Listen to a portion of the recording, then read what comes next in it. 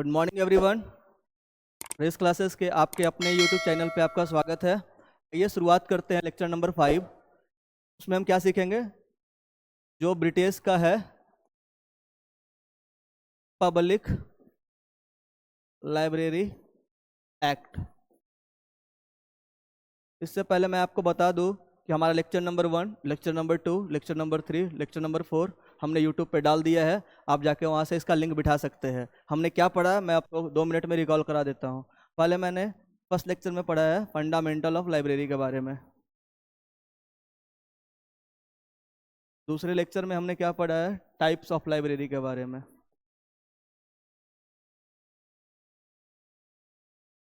हमने types of library में क्या क्या पढ़ा है? टाइप्स ऑफ लाइब्रेरी में हमने पढ़ा है नेशनल लाइब्रेरी,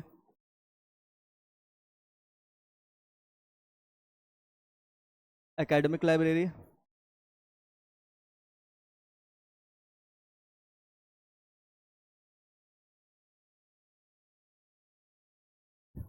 और स्पेशल लाइब्रेरी,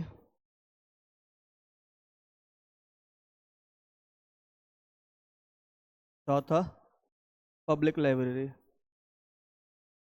हम इसे इन डिटेल डिस्कशन कर चुके हैं। थर्ड लेक्चर में हमने क्या पढ़ा? पुस्तकालय के इतिहास के बारे में।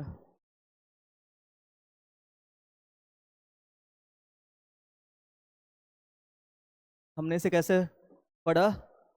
हमने पहले इसे प्राचीन और मध्यकालीन और आधुनिक में बांटा।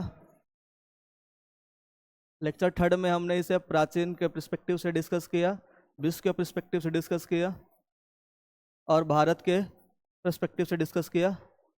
फिर हम मध्यकालीन में कैसे किए वैसा ही विश्व के पर्सपेक्टिव में और फिर भारत के पर्सपेक्टिव में। हम लेक्चर नंबर 4 में हमने आधुनिक में आए, वहाँ पे हमने विश्व के पर्सपेक्टिव में डिस्कस कर रहे थे और हमने क्या पढ़ा था? यूएसए और यूके के पुस्तकालय के इतिहास के बारे में। यहाँ तक हम कवर कर चुके हैं। अब हम यूएसए और यूके के पुस्तकालय के इतिहास में ही जो ब्रिटेन में पब्लिक लाइब्रेरी एक्ट 1850 का आया, वहाँ से हम डिस्कस करना स्टार्ट करते हैं। हम आपको एक ओवरव्यू दे देते हैं हम आज क्या क्या सीखेंगे। आज हम बहुत सारी कमेटी के बारे में पढ़ेंगे। जैसे हम पढ़ेंगे एक रॉबर्ट्स कमेटी के बारे में। कौन सी कमेटी के बारे में? रॉबर्ट्स कमेटी के बारे में। फिर हम पढ़ेंगे मैककॉलविन कमेटी के बारे में। फिर हम पढ़ेंगे कैनियन कमेटी के बारे में। कौन सी कमेटी के बारे में? कैनियन कमेटी के बारे में। फिर हम एक व्यक्ति के बारे में पढ़ेंगे जो एंड्रू कार्नेगी सर हैं, उनके बारे में पढ़ेंगे। तो हमारा जो इन डिस्कशन है ना, ये एग्ज़ाम में ओवरऑल बहुत काम करेगा। मैं आपको बता दूं कि ये जो लेक्चर है ना बहुत काम का है। यहाँ से एग्ज़ाम में हर एग्ज़ाम में क्वेश्चन बनता है। हम क्या कर रहे हैं? हम सिर्फ ये नहीं बताएंगे कमेटी का संबंध किससे, हम ये बताएंगे कमेटी बनी क्यों, इसका उद्देश्य क्या था, ठीक है, इस कमेटी बनाने के पीछे वजह क्या था। तो हम इन डिटेल्स डिस्कशन कर रहे हैं। आइए स्टार्ट करते हैं। सबसे पहले हम बात करते हैं 1850 का पब्लिक लाइब्रेरी एक्ट के बारे में। कौन सा? 1850 का पब्लिक लाइब्रेरी एक्ट के बारे में। कब आया ये एक्ट? 14 अगस्त 1850 को ब्रिटेन में पब्लिक लाइब्रेरी कानून बना। कब बना? 14 अगस्त 1850 को। ये डेट याद रखिएगा कि ब्रिटेन में जो कानून बना सबसे पहले कब बना? 14 अगस्त 1850 में। कानून बनाने वाले प्रमुख व्यक्ति कौन थे? एग्जाम में पूछेगा, ठीक है। यहाँ से एक पूछेगा इल्बर्ट विल का संबंध किससे है? विलियम इवर्ट का संबंध किससे है? तो कानून बनाने वाले प्रमुख व्यक्ति कौन है? विलियम इवर्ट है। ये कौन है? सांसद है। आगे हम इन पर डिस्कशन करेंगे इन डिटेल्स। जोसेफ ब्रडनटन कौन है? ये भी एक सांसद है। एडवर्ड एडवर्ड्स कौन है? ब्रिटिश म्यूजियम के सहायक है। ये 3 व्यक्ति जो है ना ब्रिटेन में जो पब्लिक लाइब्रेरी कानून है ना ये बनाने में बहुत भूमिका निभाए हैं। आइए समझते हैं विलियम इवर्ट के बारे में। कौन थे ये लिवरपूल में जन्मे थे। कहाँ इनका जन्म हुआ था? लिवरपूल में हुआ था। और कहाँ से जुड़े हुए थे? स्कॉटलैंड से जुड़े हुए थे। कितने दिनों तक सांसद रहे थे? 40 साल तक ये सांसद रहे थे।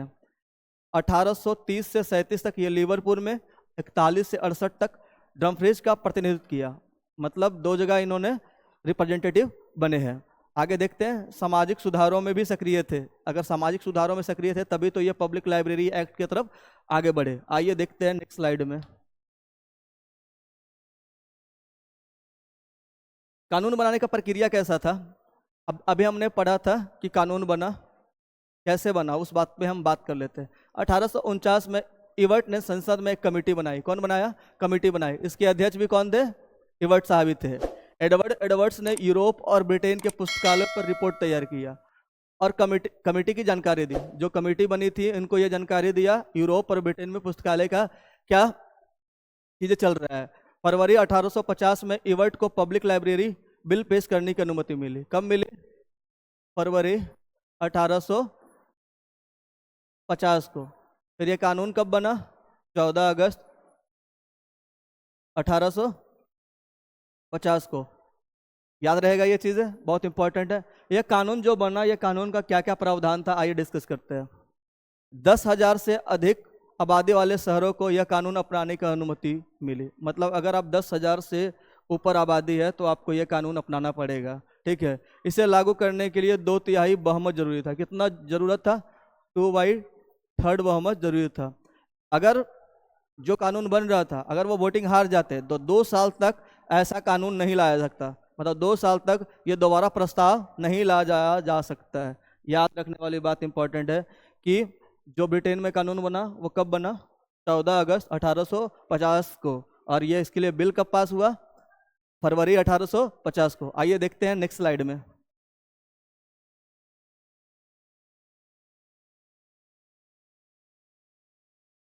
इसका फाइनेंशियल प्रोविजन क्या था?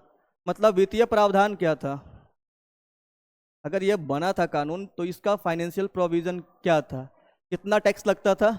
आधा पेनी। कितना? आधा पेनी कर लगाने की अनुमति थी। यह कर कहाँ कहाँ यूज होता?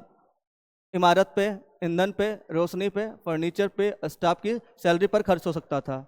मतलब एक चीज़ आप नोटिस किए होंगे, यहाँ पे बुक खरीदने के लिए खर्च नहीं किया जा सकता था। देखिएगा, बुक खरीदने के लिए कर का जो पैसा इस्तेमाल नहीं किया जा सकता। अभी हम जस्ट बचा चुके हैं, ये केवल दान से आनी थी। मतलब ये है कि जो फाइनेंशियल सपोर्ट जो मिलेगा टैक्स से, उसमें आप इमारत बना सकते हैं, ईंधन ले सकते हैं, रोशनी यूज कर सकते हैं, फर्नीचर यूज कर सकते हैं, स्टाफ की सैलरी दे सकते हैं, बट आप बुक पे खर्चा नहीं कर सकते हैं। ये एग्जाम में पूछेगा कि जो फाइनेंशियल जो प्रोविजन बना था उसमें क्या वो टैक्स का पैसा हम बुक में यूज कर सकते थे? तो याद रहे, बुक में हम यूज नहीं कर सकते। आइए देखते हैं नेक्स्ट स्लाइड में।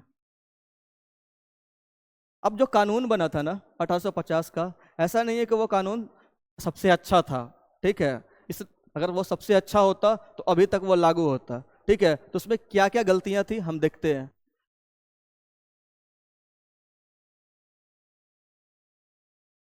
1850 का कानून कैसे विफल हुआ है देखते हैं। यह पूरी तरह सफल नहीं था, सिर्फ एक सिद्धांत बन गया, मतलब एक प्रिंसिपल बन के रह गया। इसमें कई सख्त नियम थे। कौन कौन से सख्त नियम थे?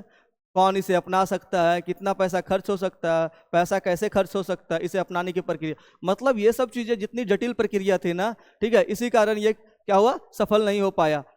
तो ये क्या हुआ? जब ये सफल नहीं हुआ तो क्या होगा?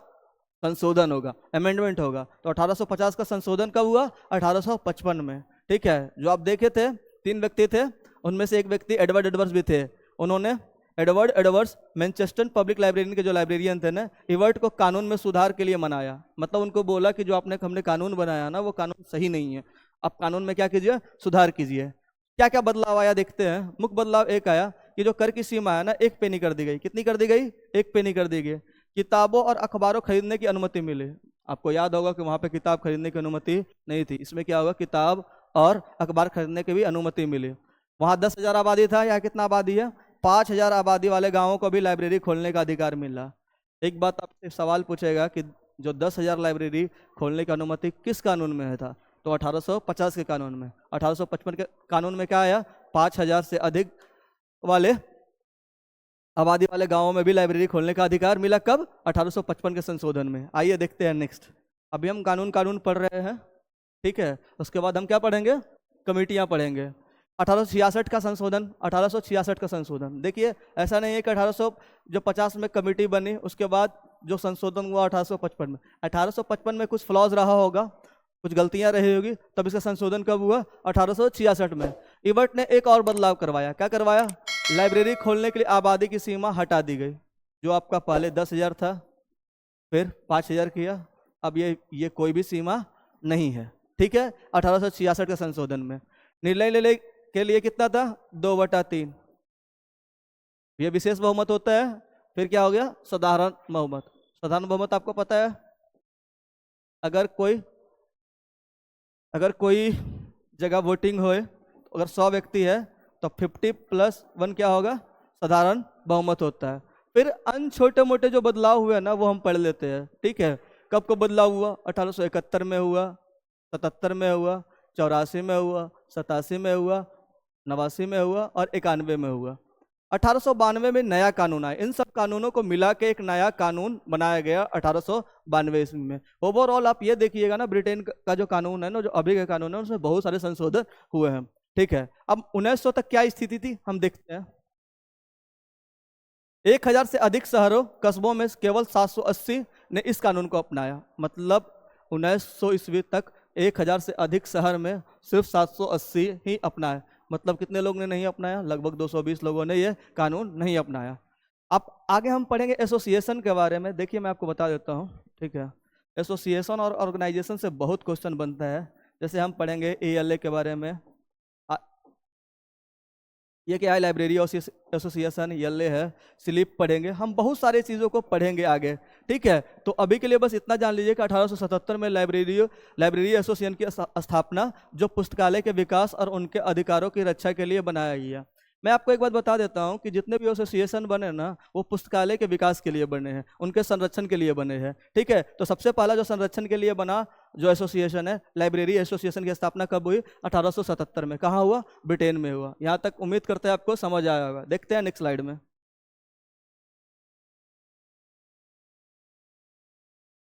पुस्तकालय आंदोलन जो हुआ शुरू में सफल नहीं हुआ। देखें क्यों नहीं सफल हुआ, समझते हैं। आपको हम पिछले क्लास में डिस्कस किए थे ना कि सब्सक्रिप्शन पुस्तकालय था और सर्कुलेटिंग पुस्तकालय था। जब वहाँ पे हम लोग सब्सक्राइब कर लेते हैं और वहाँ से हमें किताब मिल जाता था, तो हम क्यों पेनी कर दे के हम इसे यूज करेंगे? इसलिए लोग सब्सक्रिप्शन पुस्तकालय से ही संतुष्ट थे। ठीक है, इस टाइप के कानून में वो जाना नहीं चाह रहे थे। अतिरिक्त का जो कर लग रहा था ना पुस्तकालय का, उसका ये विरोध करते थे। धन की कमी से कार्य में बाधा आया। धन की जो कमी है ना, उससे जो है कार्य में बाधा आया। एक व्यक्ति आएंगे, एंड्रू कार्नेगी। एग्जाम में बहुत क्वेश्चन बनेगा, मैं आपको बता दूं, ये आदमी बहुत काम के है आपके। ठीक है, इनके नाम पे बहुत सारा अवार्ड दिया जाएगा। ALA जब हम पढ़ेंगे, ठीक है, तो वहाँ पे एक आएगा एंड्रू कार्नेगी अवार्ड, तो हम इनके बारे में पढ़ेंगे। यहाँ एग्जाम में ऐसे भी सवाल बनता है कि ये कौन है। ठीक है, एग्जाम में दे देगा लाइब्रेरियन है, ये दे देगा क्लासिफिकेशनिस्ट हैं। तो क्या है ये एक दान देने वाले व्यक्ति हैं, तो फिलैंथ्रोपिस्ट कहलाएगा। क्या कहलाएगा? फिलैंथ्रोपिस्ट कहलाएगा। आइए हम देखते हैं इनके बारे में। इनका जन्म कहाँ हुआ? स्कॉटलैंड में जन्मे हैं, USA में बसे हैं। इन्होंने पुस्तकालय के लिए दान दिया। क्या किया? दान दिया। याद रखिएगा, इंपॉर्टेंट बात है। क्या किया? पुस्तकालय के लिए दान दिया। 1900 से 1912 ईस्वी में लगभग 20 लाख पाउंड दान दिया। एक बात आपको बता दें, दान तो इन्होंने दिया, लेकिन इमारत के लिए दिया, इंफ्रास्ट्रक्चर के लिए दिया, बुक के लिए नहीं दिया। याद रखिएगा, आगे देखते हैं।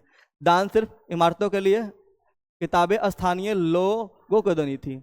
मतलब ये जितने भी इमारत है, मतलब जो लाइब्रेरियन है, उनके सैलरी के लिए, मतलब किताब के लिए नहीं था। किताब किनको देना था? वहाँ के स्थानीय लोगों को देना था। आइए एक व्यक्ति और है, पासमोर एडवर्ड्स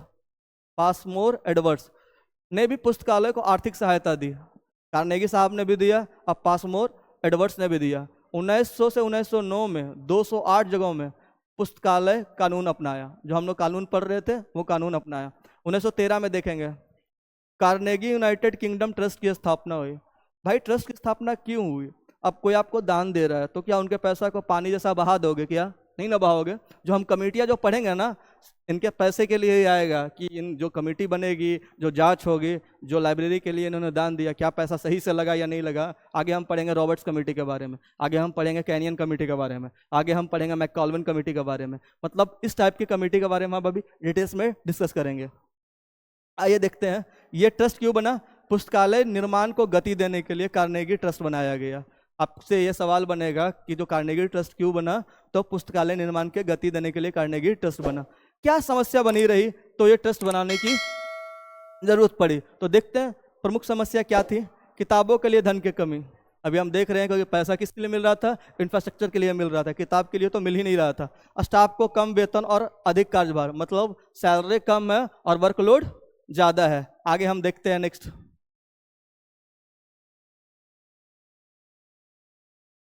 अब देखिए आगे देखते हैं जिनके बारे में हम बात कर रहे थे, एडम्स रिपोर्ट के बारे में। एग्जाम में पूछेगा कि एडम्स रिपोर्ट का संबंध किनसे है, तो हम देखते हैं इन डिटेल्स में इस पे बात करते हैं। पहले हम ये देखेंगे एडम्स रिपोर्ट आया कब? 1915 में। क्यों आया भाई? पुस्तकालय आंदोलन की जांच के लिए आया। ठीक है, कौन कौन ट्रस्ट करवाया था? Carnegie trust. कौन से ट्रस्ट? Carnegie trust. दान के प्रभाव और बढ़ती समस्या देखेंगे कैसा था। बड़े दानों ने पुस्तकालय निर्माण तेजी से हुआ, लेकिन कई नई समस्या भी आई। देखते हैं कौन कौन सी समस्या आई। कार्नेगी ट्रस्ट ने पब्लिक लाइब्रेरी सिस्टम के जांच के लिए doctor WGS Adams, Adams report जो हम देख रहे हैं, WGS एडम्स को नियुक्त किया। क्यों किया? क्योंकि जो वो पैसा दे रहे थे वो पैसा सही जगह जा रहा है या नहीं जा रहा है, ठीक है, वो पैसा में घपला हो रहा है या नहीं हो रहा है, इसके जांच के लिए उन्होंने एक लोग को नियुक्त किया। उनका नाम क्या था? एडम्स। ठीक है, उन्होंने ये रिपोर्ट कब पब्लिश की? 1915 में। कब किया? 1915 में एडम्स रिपोर्ट प्रकाशित हुई। इसका निष्कर्ष क्या निकला? अगर ये रिपोर्ट इन्होंने जांच किया तो इसका कुछ ना कुछ तो निष्कर्ष निकला होगा, कुछ ना कुछ तो कंक्लूजन निकला होगा। और कंक्लूजन निकला है तो देखते हैं क्या कंक्लूजन निकला था। एडम्स रिपोर्ट की मुख्य निष्कर्ष क्या है? कई जगह पे महंगी लाइब्रेरी इमारत बनाई गई, मतलब 10,000 पाउंड या उससे अधिक लागत वाली। पैसा मिल रहा था, दान दे रहे थे वो, इन्होंने क्या किया? 10,000 से अधिक पाउंड की लाइब्रेरियां बना डाला। ठीक है, जब लाइब्रेरी में पैसा, इंफ्रास्ट्रक्चर में पैसा ज़्यादा लगा दिया तो सैलरी देने के लिए आपके पास पैसा रहेगा कहाँ? वही बात दिक्कत आई। आगे देखते हैं। इन इमारतों के रखरखाव पर कर का अधिकतर हिस्सा खर्च हो जाता था, मतलब मेंटेनेंस पे भी पैसा ज़्यादा खर्च हो रहा था। वही बात है, अभी मैं आपको बताया था कि जब इन सब चीज़ों पे पैसा खर्चा हो जाएगा तो किताबों के लिए पैसा बचेगा नहीं। वही बात आगे लिखा जा रहा है, किताबों के लिए बहुत कम पैसा बचता था, कभी कभी कुछ भी नहीं। आप बोलेंगे लाइब्रेरी खुला, ठीक है, लाइब्रेरी का बुक बहुत बढ़िया है, चीज़ें बहुत बढ़िया है, लेकिन वहाँ बुक ही नहीं है। क्या मतलब? जहाँ पत्रिका नहीं है, बुक्स नहीं है, नॉलेज का कोई चीज़ नहीं है, तो लाइब्रेरी कहलाएगा? अब कितना भी आप बड़ा बिल्डिंग बना लीजिए, अच्छा बिल्डिंग बना लीजिए, लेकिन आपके पास जो नॉलेज का सोर्स है वही नहीं है। वही बात यहाँ दिख रहा है। बड़ी इमारत मिलने से पुस्तक संग्रह का बजट घट गया। वही बात है जो मैं अभी डिस्कस किया। योग लाइब्रेरियन रखने के लिए पर्याप्त धन उपलब्ध नहीं था। देखिएगा पैसा सब कहाँ खर्चा हो जाता था? इंफ्रास्ट्रक्चर डेवलपमेंट करने के लिए। तो आप लाइब्रेरियन को पैसा कहाँ से दे पाएंगे सैलरी के रूप में? तो यहाँ भी ये दिक्कत है। एडम्स रिपोर्ट ने अपने रिपोर्ट में ये निष्कर्ष निकाला। आइए देखते हैं नेक्स्ट।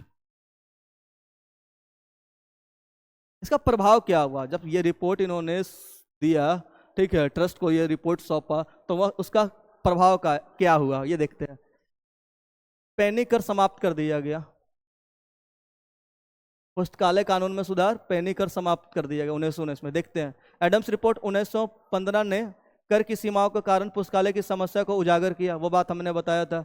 रिपोर्ट के निष्कर्ष के नए कानून की जरूरत महसूस। तो कब आया? 1919 का पब्लिक कानून, 1919 का पब्लिक लाइब्रेरी एक्ट आया।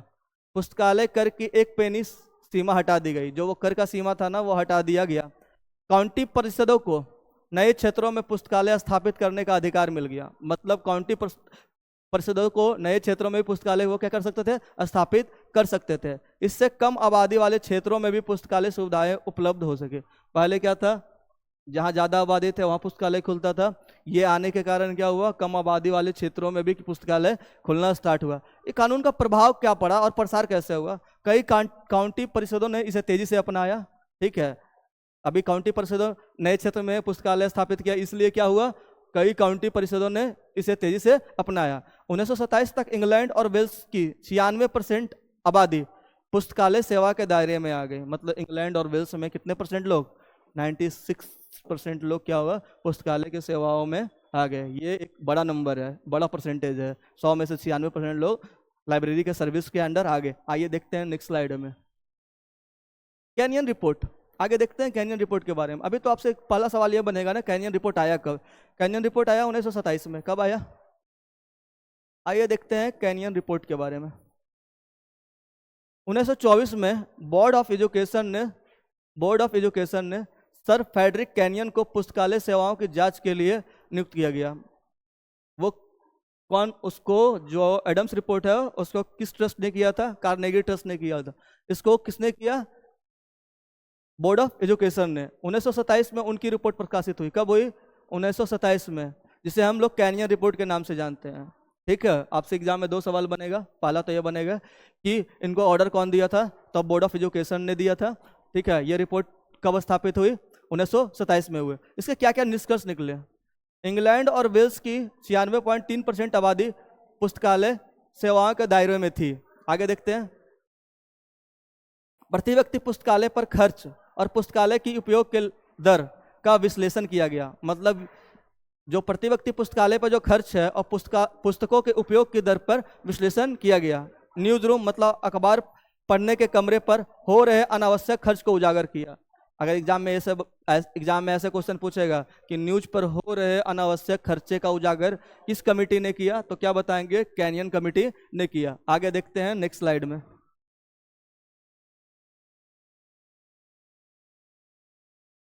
इसके प्रभाव और सीमाओं क्या है? इसका प्रभाव क्या है? इसका इम्पैक्ट क्या है? इसका लिमिटेशन क्या है? हम देखते हैं। इसके इम्पैक्ट और लिमिटेशन पे बात कर लेते हैं।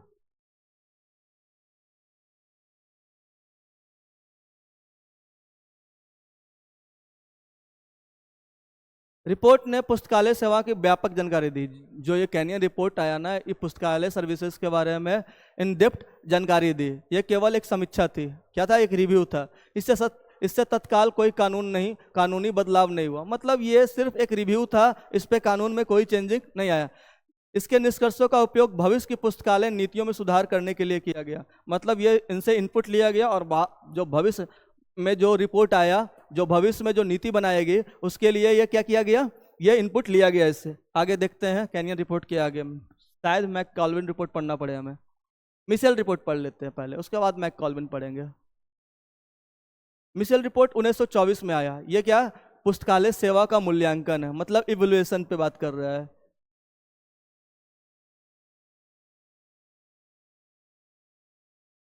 पुस्तकालय सेवा का इवैल्यूएशन पे बात हो रहा है। कार्नेगी ट्रस्ट ने अपने सचिव, ठीक है, लेफ्टिनेंट कर्नल जेएम मिशेल को यूके की सार्वजनिक पुस्तकालय सेवाओं को जांच के लिए नियुक्त किया गया। यह भी कार्नेगी ट्रस्ट ने किया। एडम्स रिपोर्ट ने भी, जो एडम्स रिपोर्ट आया था, ठीक है,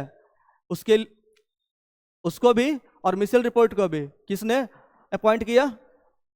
कार्नेगी ट्रस्ट ने। ये एडम्स रिपोर्ट जो 1915 का अगला चरण था, ये आपको पहले ही बता चुके हैं। ये पूरे यूके को कवर करता था। रिपोर्ट का मुख्य फोकस क्या था भाई? देखते हैं रिपोर्ट का जो मुख्य फोकस है ये क्या था। नई काउंटी लाइब्रेरी सेवा का विश्लेषण। जो नई काउंटी लाइब्रेरी सेवा, उसका एनालिसिस किया गया।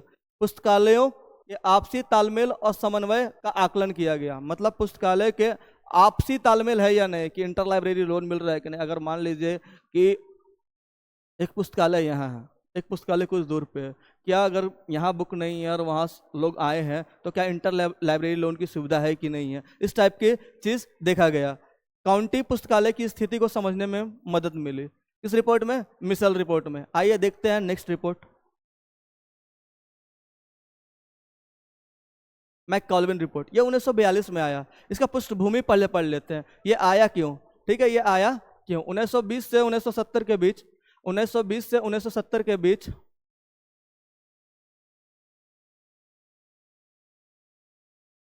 1920 से 1970 के बीच यूके में कई पुस्तकालय सर्वेक्षण हुए, मतलब सर्वे हुए।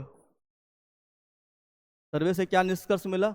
1936 में लाइब्रेरी एसोसिएशन ने पहली बार एक बड़ा सर्वेक्षण किया, जिसे रॉकफेलर फाउंडेशन ने से आर्थिक मदद मिली। मतलब लाइब्रेरी एसोसिएशन ने पहली बार एक बड़ा सर्वेक्षण किया। कौन करवाया? किसकी आर्थिक मदद से मिला? रॉकफेलर फाउंडेशन से। ठीक है। देश को 12 हिस्सों में बांटकर विशेषज्ञों से पुस्तकालय की जांच करवाई गई। देखेंगे, इंपॉर्टेंट बात है। जो यूके है ना, उसको 12 हिस्सों में बांट दिया गया और स्पेशलाइजेशन लोगों से क्या किया गया? इसकी जांच करवाई गई।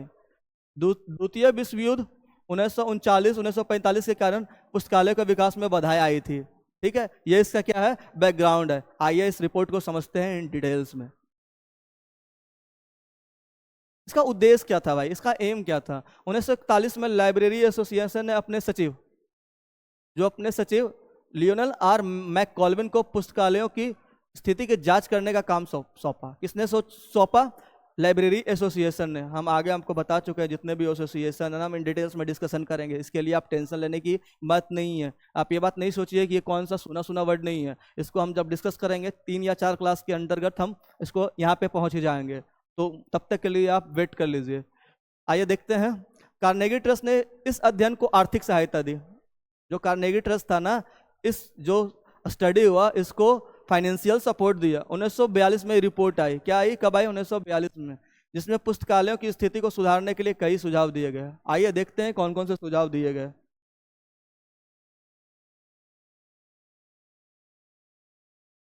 देखते हैं, राष्ट्रीय पुस्तकालय प्राधिकरण पूरे देश में पुस्तकालयों का सही प्रबंधन और विकास करने के लिए एक केंद्रीय निकाय बने। इंपॉर्टेंट बात है, आपसे पूछेगा कि मैककॉल्विन जो रिपोर्ट है ना, इसके क्या क्या सुझाव हैं, तो याद रखिएगा पहला सुझाव है क्या? एक राष्ट्रीय पुस्तकालय प्राधिकरण बने।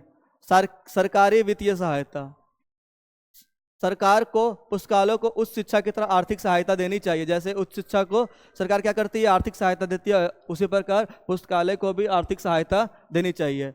आगे देखते हैं, मानक नियम और वेतन सुधार। इसके लिए स्टैंडर्ड रूल्स बनाने हैं और सैलरी में क्या करना है? सुधार करना है। पुस्तकालय के लिए इमारत, पुस्तकों की आपूर्ति, स्टाफ की योग्यता, वेतन के लिए सख्त नियम बनाया जाए। मतलब जो रूल बनाया जाए ना वो स्ट्रिक्ट हो, ऐसा नहीं है कि कोई भी लाइब्रेरियन बन जाए। अगर सैलरी है तो उसका कुछ भी सैलरी उसे मिल जाए। ये सब के लिए क्या है? मतलब सख्त नियम बनाना चाहिए। आगे देखते हैं, नियमित जांच और निगरानी। पुस्तकालयों की स्थिति पर नियमित रूप से निगरानी रखी जाए और संसाधन का सही उपलब्धता सुनिश्चित की जाए। मतलब नियमित जांच किया जाए और उस पर मॉनिटरिंग किया जाए। एक इनका सुझाव था, मैककॉल्विन रिपोर्ट का सुझाव था। पहला क्या था? राष्ट्रीय पुस्तकालय प्राधिकरण बनाया जाए, सरकारी वित्तीय सहायता दी जाए। तीसरा, मानक नियम और वेतन सुधार किया जाए। चौथा, नियमित जांच और निगरानी किया जाए। अगला देखते हैं, पुस्तकालय को आधुनिक बनाना, मॉडर्न बनाना। जैसे अभी हम देख रहे हैं, पुस्तकालय को नई तकनीक, बेहतर प्रबंधन, ज्यादा सुविधाएं जोड़ी जाए ताकि लोग उनका अधिक से अधिक उपयोग कर सके। अगर हम पुस्तकालय को, लाइब्रेरी को अगर हम जितना ज़्यादा बेहतर सुविधा देंगे उतना ही ज़्यादा लोग को ज़्यादा फायदा होगा। आपको पता होगा कि लाइब्रेरी का मेन उद्देश्य क्या है? पाठक को बेहतर सर्विसेज कैसे दिया जाए। आगे देखते हैं, अगला है रॉबर्ट्स रिपोर्ट के बारे में पढ़ेंगे। भाई रॉबर्ट्स रिपोर्ट कब आई? पहला तो सवाल यही बनेगा कि रॉबर्ट्स रिपोर्ट कब आई। तो 1959 में आई रॉबर्ट्स रिपोर्ट।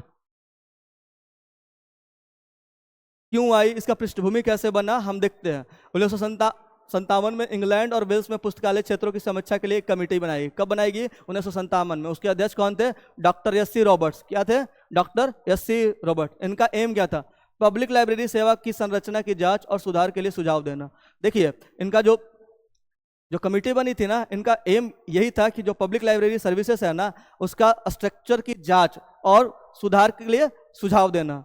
ये जो रिपोर्ट आई ना 1959 में आई। कब आई? 1959 में आई। रिपोर्ट का क्या क्या सुझाव था, जैसे देखते हैं।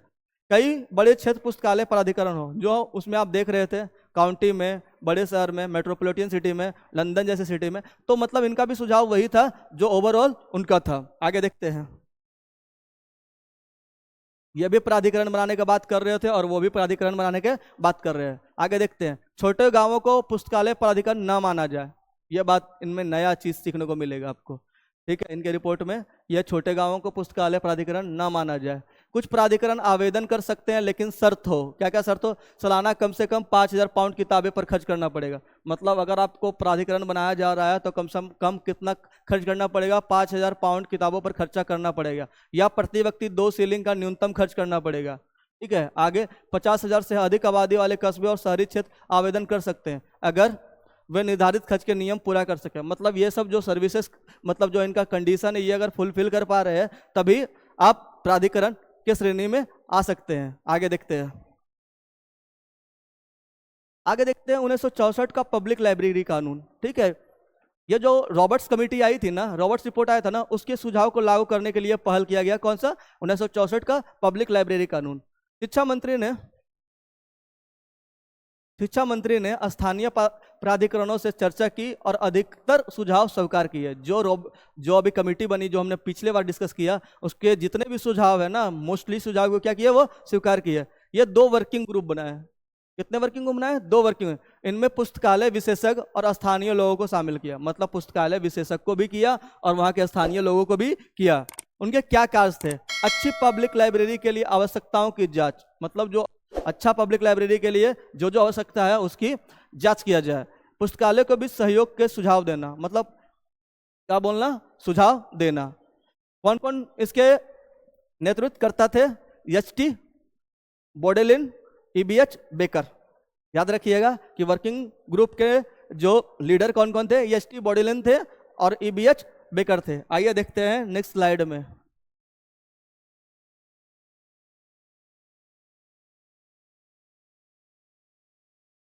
हाँ,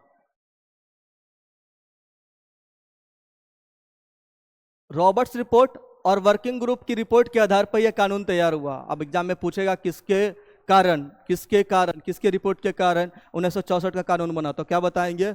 रॉबर्ट्स रिपोर्ट और जो वर्किंग ग्रुप अभी मैंने बता रहा था, ये दोनों के रिपोर्ट के आधार पर यह कानून बना। इसे पब्लिक लाइब्रेरी और म्यूजियम कानून 1964 का आ गया। एग्जाम में पूछेगा कि पब्लिक लाइब्रेरी और म्यूजियम कानून कब बना, तो आप बताएंगे कि 1964 में बना। इसके प्रमुख प्रोविजंस क्या क्या हैं? क्या क्या प्रोविजंस है इनके भाई? हम देखते हैं इनके प्रोविजंस के बारे में। शिक्षा और विज्ञान सचिव का पुस्तकालय सेवा में सुधार की जिम्मेदारी दी गई, मतलब शिक्षा और विज्ञान सचिव को पुस्तकालय सेवा में सुधार की जिम्मेदारी गई। जो शिक्षा और विज्ञान के क्षेत्र से जुड़े हुए लोग थे, उनके जो सचिव थे, उनको पुस्तकालय सेवा में सुधार के लिए जानकारी, उनको जिम्मेदारी दी गई। कानून ने स्थानीय पुस्तकालय के प्रबंधन और सहयोग को सशक्त बनाया। जो कानून आया उसने क्या किया? स्थानीय पुस्तकालय के प्रबंधन और सहयोग को सशक्त बनाया। आइए देखते हैं नेक्स्ट। अब हम अमेरिका के सार्वजनिक पुस्तकालय आंदोलन पढ़ेंगे, ये हम नेक्स्ट क्लास में देखेंगे। अभी हमने मोस्टली क्या क्या पढ़ा मैं आपको बता देता हूँ। मोटा मोटी हमने पढ़ा, बहुत सारे कानून पढ़े, एडम्स रिपोर्ट के बारे में पढ़ा, मिशेल रिपोर्ट के बारे में पढ़ा, रॉबर्ट्स रिपोर्ट के बारे में पढ़ा, मैककॉल्विन रिपोर्ट के बारे में पढ़े हम लोग, मिशेल रिपोर्ट के बारे में पढ़े। हमने बहुत सारे रिपोर्ट को पढ़ा। ये एग्जाम में पूछेगा। अगर KVS का एग्जाम देते हैं, NVS का देते हैं, एम्स का देते हैं, सबसे इंपॉर्टेंट बात है अभी बिहार लाइब्रेरियन का एग्जाम होने वाला है, ठीक है? कॉलेज लेवल पे भी और पॉलिटेक्निक लेवल पे भी, इंजीनियरिंग लेवल पे भी। तो क्या करेंगे? हो सकता है कि जो स्कूल लाइब्रेरी है ना, उसमें यह सिर्फ ये पूछे कि ये रिपोर्ट कब बना, ठीक है? लेकिन जो पॉलिटेक्निक लाइब्रेरी है, इंजीनियरिंग लाइब्रेरी है, इसको ये क्वेश्चन स्टेटमेंट वाइज बनेगा, वहाँ पे आप फंस जाएंगे। इसलिए क्या कीजिए, इसे जाके आप इसे नोट्स बनाइए और इसे क्या कीजिए, बार बार रिवाइज कीजिए, तो आपको क्या होगा, ये याद हो जाएगा, आप क्वेश्चन में नहीं फंसेंगे। Thank you very much.